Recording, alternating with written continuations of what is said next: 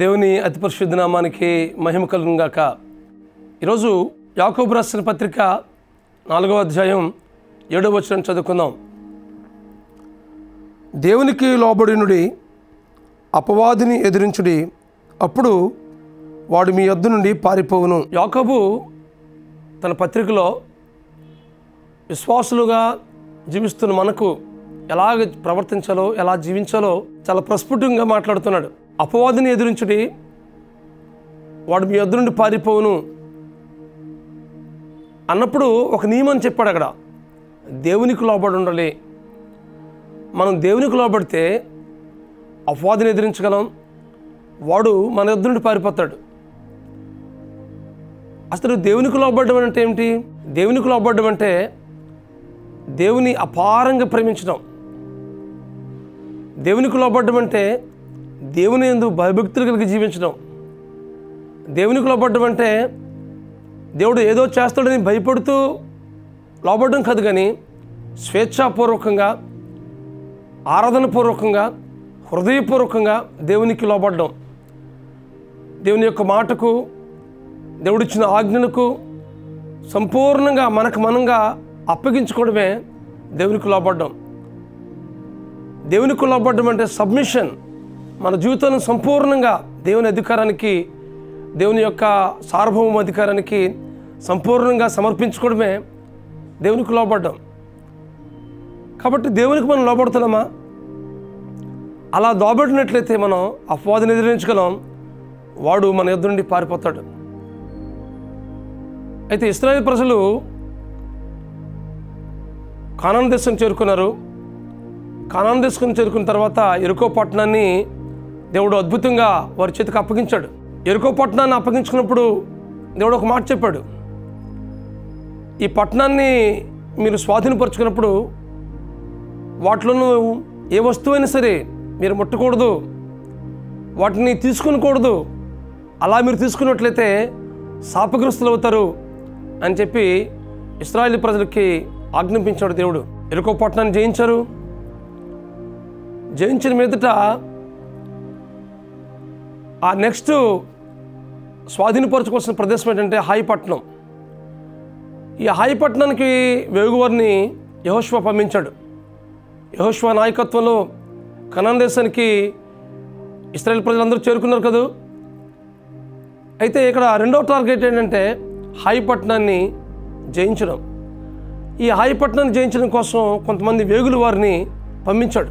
ఆ పట్టణాన్ని చూసి, ఆ పట్టణంలో ఉన్న పరిస్థితులన్నింటినీ మీరు గమనించి రండి అని చెప్పేసి పంపించినప్పుడు, ఆ వేగు చూసిన తర్వాత ఆ పట్టణం చాలా చిన్నది, దాన్ని మనం చాలా ఈజీగా, సులువుగా జయించగలము అని చెప్పేసి ఆ వేగు చూసిన ఇశ్రాయేలు ప్రజలు చెప్పారు యెహోషువతో. అయితే యెహోషువ 3,000 మందిని ఇశ్రాయేలుని యుద్ధానికి పంపిస్తాడు. అయితే ఆ యుద్ధంలో ఇశ్రాయేలు ప్రజలు హాయి ప్రజలు ఎదుట నిలవలేకపోతారు. 36 మందిని మరి హాయి పట్టణం ఉన్నవారు మరి ఇశ్రాయేలు ప్రజల్ని చంపివేస్తారు. అయితే ఇశ్రాయేలు ప్రజలు ఈ 3,000 మంది వెళ్ళారు కదూ, వారు ఎంతమాత్రం కూడా హాయి పట్టణంలో జయించలేక నిలవలేకపోయారు, ఓడిపోయారు. అయితే ఈ ఓటమికి కారణం ఏమిటి అని పరిశీలన చేసుకున్నప్పుడు దేవుని సన్నిధిలో మొరపెట్టారు. ప్రభువా, ఈ హాయి పట్టణాన్ని మేము స్వాధీనం చేసుకోలేకపోయాం ప్రభువా, మేము ఓడిపోవడానికి కారణం ఏంటో ప్రభువా అని కన్నీటితో పశ్చాత్తాపడుతూ, వారు ఏదైనా తప్పిదం చేసినట్లయితే ఆ తప్పిదం క్షమించు ప్రభు అని ఇశ్రాయేలు ప్రజలు యెహోషువ బూడిద పోసుకుని దేవుని సన్నిధిలో కన్నీరు కార్చి ప్రార్థన చేస్తారు. అయితే దేవుడు చెప్తాడు, నేను ఏదైతే ముట్టకూడదనో, ఏదైతే శాపగ్రస్తమనో అది ఇశ్రాయేలు పాలెంలో ఉంది, కనుకని మీరు ఓడిపోయారు అని చెప్పగానే ఆ మాటను విని ఎవరి దగ్గర ఈ శాపగ్రస్తమైన వస్తువు ఉంది అని ఆలోచన చేసినప్పుడు యోధా గోత్రికుడైన ఆకాను దగ్గర ఆ వస్తువులు ఉన్నాయి. శాపగ్రస్తమైనవి, దోపుడు సొమ్ము, ఒక మంచి చీనార వస్త్రము, 200 తులాల వెండి, 50 తులముల బంగారు కమ్మి, ఇవన్నీ కూడాను ఆకాను దగ్గర దొరికింది. తద్వారా ఆకాను శాపగ్రస్తమైన స్థితిని ఉన్నదాన్ని బట్టి హాయి పట్టణాన్ని జయించిపోవడం కారణం ఆకాను శాపగ్రస్తమైన దాన్ని ముట్టడం బట్టి ఆ శాపం ఇశ్రాయేలు ప్రజలందరి మీదకి వచ్చింది. కనుకనే హాయి పట్టణాన్ని జయించలేకపోయారు. తద్వారా ఆకాను కుటుంబాన్ని నిర్మూలన చేశారు. మరలా హాయి పట్టణానికి వెళ్ళినప్పుడు గొప్ప జయమిచ్చాడు దేవుడు వాగ్దానం చేస్తాడు, మీరు హాయి పట్టణానికి వెళ్ళండి, నేను మీకు జయమివ్వబోతున్నాను అని దేవుడు వాగ్దానం చేసినప్పుడు మరలా ఇశ్రాయేలు ప్రజలందరూ కూడాను మరి చాలా వ్యూహంతో హాయి పట్టణం మీద యుద్ధానికి వెళ్ళినప్పుడు దేవుడు గొప్ప జయమిచ్చాడు. ఈ వాక్యం ఉంటున్న మీ జీవితాల్లో దేవునికి ఆయాసకరమైనవి కానీ, శాపగ్రస్తమైనవి కానీ, దేవునికి అయోగ్యమైనవి కానీ మన జీవితంలో ఏదో ఉన్నట్లయితే మన జీవితంలో జయాన్ని పొందుకోలేం. వాటి మీద చవి చూస్తాం. అలా ఓడిపోవడానికి కారణం ఏమిటి మన జీవితంలోని మనం పరిశీలన చేసినట్లయితే దేవుడు మనతో మాట్లాడతాడు. మనం ఏ విషయాలతో బలహీనంగా ఉన్నామో ఆ బలహీనత నుంచి దేవుడు మనం విమోచించి విడిపించి జయమివ్వడానికి దేవుడికి మన కృప చూపుతాడు.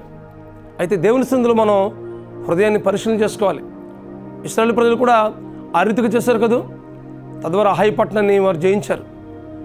మన జీవితంలో కూడా అపవాదిని ఎదిరించాలన్నా, అపవాది మన వద్ద నుండి పారిపోవాలన్నా, అపవాదిని మనం ధైర్యంగా ఎదుర్కోవాలన్నా దేవునికి లోబడ్డం మనం నేర్చుకోవాలి. దేవునికి లోబడ్డం అంటే సంపూర్ణంగా పరిపూర్ణంగా దేవుని ప్రేమించడం, ఆయన వాక్యానికి ఆయన ఆజ్ఞకు లోబడుతూ మనం జీవించినప్పుడు అపవాదిని మనం ధైర్యంగా ఎదుర్కోగలం.